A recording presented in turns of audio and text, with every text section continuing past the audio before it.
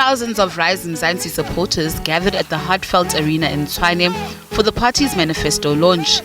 Although the party is barely a year old, it promises to bring much to the political landscape, starting with fixing the country's economy.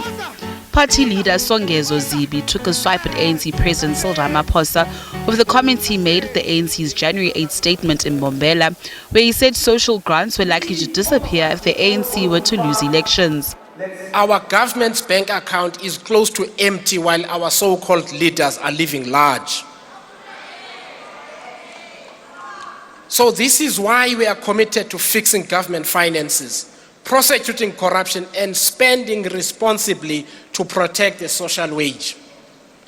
You know, last week President Ramaphosa said, and he hides most of the time, by the way, he disappears for weeks and then he pops up to say something unbelievable. He was telling people that only the ANC can keep giving social grants. Other political parties will take it. He's lying. My friends, I want to tell you, there will soon be no money for social grants if the thieves are in charge of the national bank account. That's what we need to go out and tell people. The party, which claims to have 200,000 supporters, says it will place an additional 1 million young people in training within the next 5 years, lamenting the many who did not complete school or receive post-school learning. We will present a fully funded plan to place 1 million additional young people in training within 5 years so they can find work.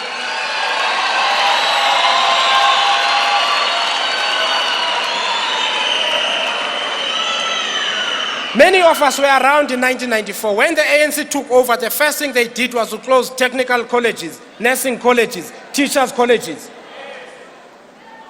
And they believe that a replacement for that is 350. South Africans are not lazy. South Africans want to work.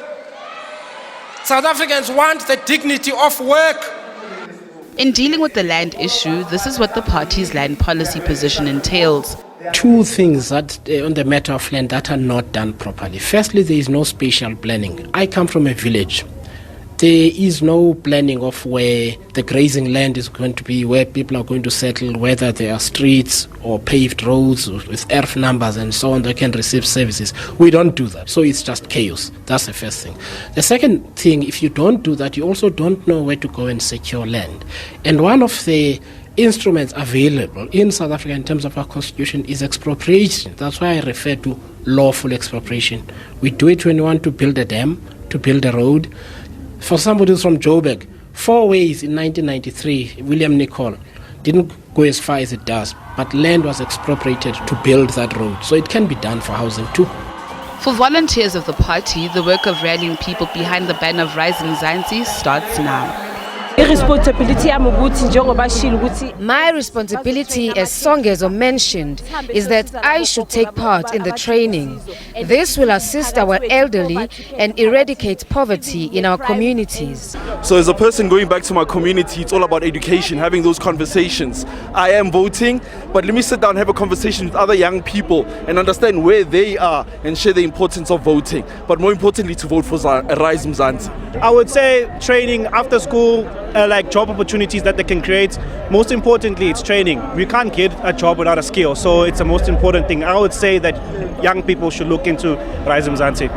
Rise Msanzi now has a mammoth task of convincing the 26.8 million people who are on the voters' roll that they are the party of choice for South Africans. Natasha Piri, SABC News in Tshwane.